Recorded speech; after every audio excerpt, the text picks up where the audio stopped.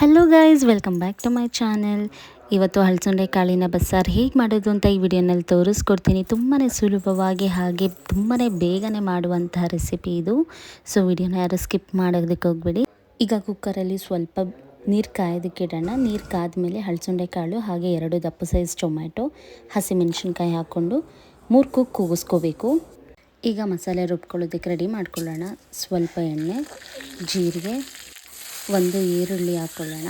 ಇದನ್ನು ಚೆನ್ನಾಗಿ ಬಾಡಿಸ್ಕೊಂಡ್ಮೇಲೆ ಒಂದು ಚಿಕ್ಕ ಉಂಡೆ ಆಗೋಷ್ಟು ಬೆಳ್ಳುಳ್ಳಿನ ತೊಗೊಂಡು ಹಾಕೋತಾ ಇದ್ದೀನಿ. ಈಗ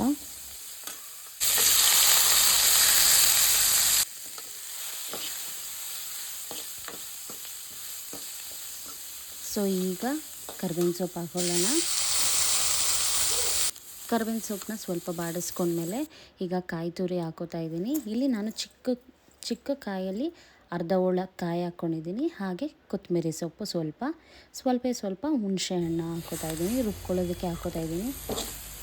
ಇದೆಲ್ಲ ಒಂದೇ ಒಂದು ಸತಿ ಈ ಥರ ಬಾಡಿಸ್ಕೊಂಡು ಈಗ ಮಿಕ್ಸಿ ಜಾರ್ಗೆ ಹಾಕೋತಾ ಇದ್ದೀನಿ.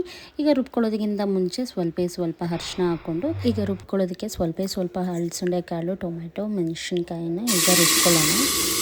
ಈಗ ಪಲ್ಯಕ್ಕೆ ಹಲಸಂಡೆ ಕಾಳನ್ನ ಬಸ್ಕೊಂಡು ಈಗ ಕುಕ್ಕರ್ಗೆ ಸ್ವಲ್ಪ ಎಣ್ಣೆ, ಒಗ್ಗರಣೆ ಹಾಕೋತಾ ಇರೋದು. ಸ್ವಲ್ಪ ಎಣ್ಣೆ, ಸಾಸಿವೆ ಚಿಟಪಟ ಅಂತ ಸಿಡಿದ ಮೇಲೆ ಸ್ವಲ್ಪ ಕರಿಬೇವು, ಸ್ವಲ್ಪ ಈರುಳ್ಳಿ. ನೀವು ಬೇಕು ಅಂದರೆ ಹಾಕೋಬೋದು, ಬೇಡ ಅಂದರೆ ಸ್ಕಿಪ್ ಮಾಡ್ಕೊಳ್ಳಿ. ಅದು ಸ್ವಲ್ಪ ರೋಸ್ಟ್ ಆದಮೇಲೆ ಆಗಲೇ ನಮಗೇನು ನೀರು ತೆಗ್ದಿರ್ತೀವಲ್ವ ಕಾಳಿಂದು, ಆ ನೀರನ್ನ ಹಾಕ್ಕೊಂಡು ಮಸಾಲೆ ಹಾಕ್ಕೊಂಡು ನಿಮಗೆ ನೀರು ಯಾವ ಕನ್ಸಿಸ್ಟೆನ್ಸಿನಲ್ಲಿ ಬೇಕು, ಸ್ವಲ್ಪ ಸಾರು ತೆಳ್ಳಗೆ ಬೇಕು ಅಂದರೆ ನೀರು ಹಾಕ್ಕೊಳ್ಳಿ ಜಾಸ್ತಿ, ಗಟ್ಟಿಗೆ ಬೇಕು ಅಂದರೆ ಸ್ವಲ್ಪ ನೀರು ಹಾಕ್ಕೊಳ್ಳಿ. ಉಪ್ಪು ಹಾಕ್ಕೊಳ್ಳೋದು ಸ್ಕಿಪ್ ಆಗಿದೆ, ಸೊ ಅದನ್ನೊಂದು ಆ್ಯಡ್ ಮಾಡ್ಕೊಳ್ಳಿ.